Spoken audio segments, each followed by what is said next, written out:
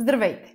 В това видео ще ви покажа всичко, което трябва да знаете за HandySIM. Какво е, защо ви е нужен, как се поръча от сайта, как да намерите правилния план според вашата дестинация, как се плаща и най-важното – как да го активирате директно на вашия телефон. HandySIM е дигитална SIM карта, която замества нуждите на пластмасовите SIM карти. Всичко става онлайн. Купувате план, получавате QR код по имейл, след това го сканирате директно на вашия телефон. Работи в над 190 дестинации по целия свят. От Европа и САЩ до Азия, Африка и Близкият изток. HandySIM ви дава по-ниски цени от роуминг, интернет веднага след кацане и възможност да съхранявате няколко eSIM карти и да ги сменяте според вашите нужди. Полезни неща, които трябва да знаете. HandySIM ви позволява да съхранявате повече от една eSIM карта, което означава, че може да имате различни оператори и да превключвате между тях. Ако изчерпите плана си, просто купувате нов от сайта. Няма нужда да купувате нова карта. Всички планове са предплатени, което означава, че няма договори и няма скрити такси. Има релефна програма. Каните приятели, те купуват план от handysim.com, а вие печелите до 50% отстъпка от бъдещи планове. Сега ще ти покажа как да намериш правилния план за теб и твоите нужди. Отиди на сайта handysim.com и в горното меню избери дестинации.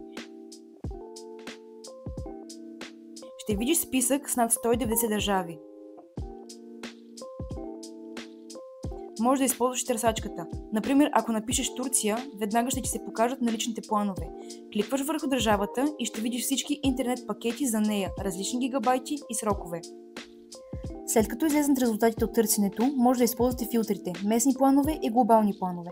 Местните планове покриват конкретна държава или близки до нея. Глобалните планове са за повече държави и цели региони. Така ако обикалите няколко страни, няма нужда от различни SIM карти.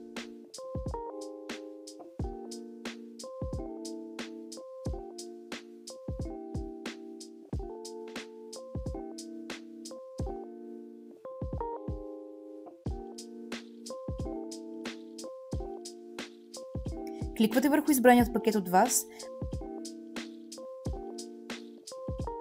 Важно е да скролнете надолу и да прочетете информацията. Тук пише дали има лимит на скоростта. Често при неограничените планове скоростта пада след определено количество данни. А по-долу виждате и кои държави са включени в пакета, както и кои оператори го поддържат.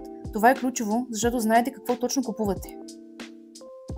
Как да направиш поръчка? След като вече си избрал подходящият план за теб и твоите нужди, натисни бутона Купи. Ще се отвори количката. Там можеш да провериш избраният от теб пакет. Натисни Продължи към плащане и попълни имейл адрес. Това е много важно, защото на него ще получиш QR код за активиране.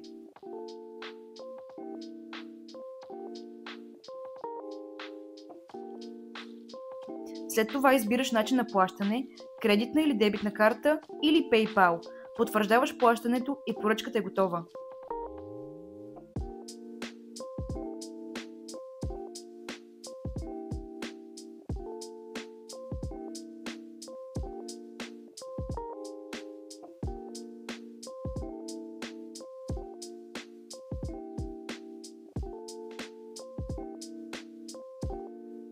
Какво ще получиш след самата поръчка?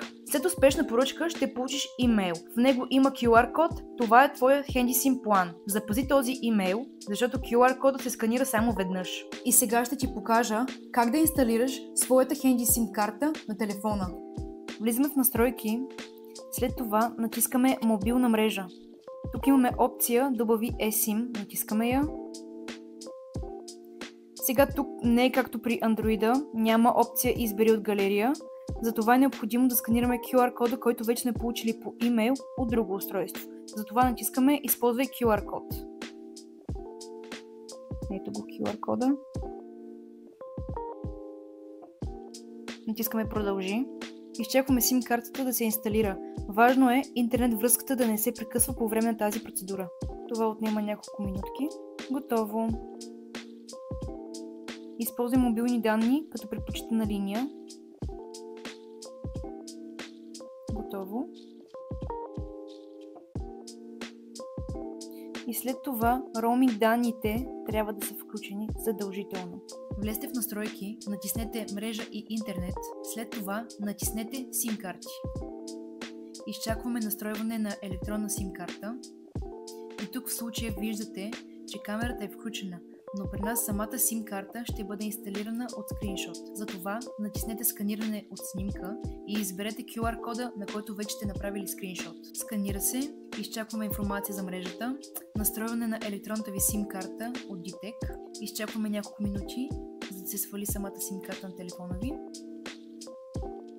И не забравяйте, че интернет връзката трябва да е стабилна, без прекъсване, докато се извършва тази процедура. И ето, че самата SIM карта вече е свалена. Връщаме се обратно към настройки. Може да активирате SIM картата, когато отидете на избраната от вас дестинация. След като я включите, задължително включете и услугата Roaming.